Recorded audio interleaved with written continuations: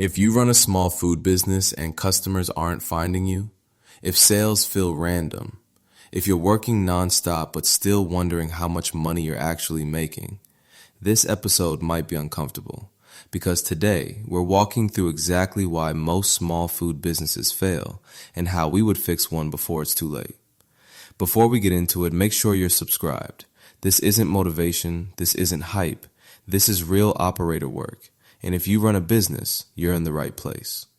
Welcome to Operator Rescue, where we break down real businesses, real problems, and real fixes.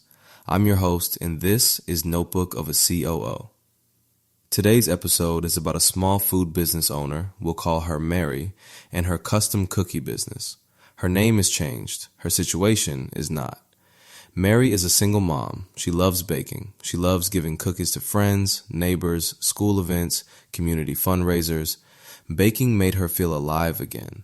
So one day, on a whim, she decided to turn it into a business. Not because she wanted to be an entrepreneur, not because she had a business plan, but because it brought joy to her daughter, and to other people. At first, it felt exciting. Orders came in from people she knew, word of mouth carried her for a bit, Instagram posts got likes, but then reality showed up. Customers slowed down, sales became inconsistent, bills didn't. Mary started asking herself questions most business owners ask too late. Why aren't people finding me? Why does it feel like I'm busy but broke? Why is this so much harder than I thought? She's not lazy, she's not untalented. She's not doing this for ego. She's doing this to survive and to support her daughter. Right now, at her current pace, Mary has about 1 year left before the math stops working, and she doesn't want to feel like a failure. Mary doesn't have a cookie problem, she has an operator problem.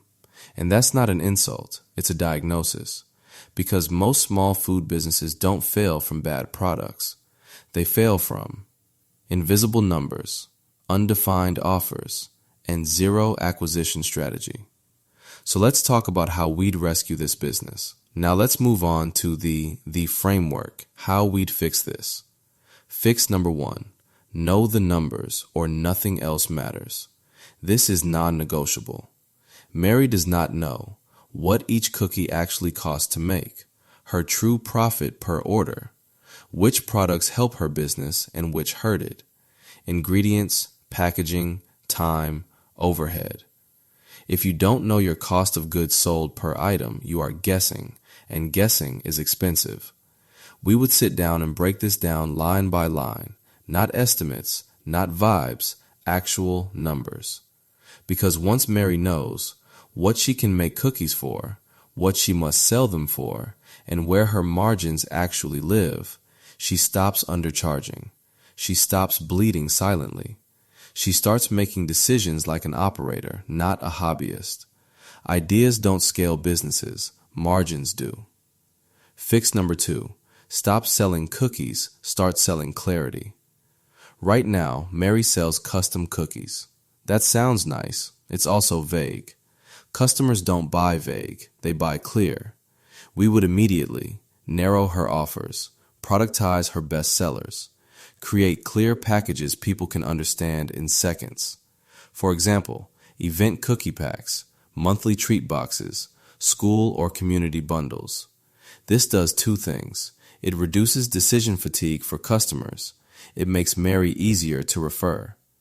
If someone has to explain your business, you've already lost the sale. Clarity converts. Fix number 3, make it easy for people to find and buy. Mary's business exists, but it's not discoverable. That's the killer.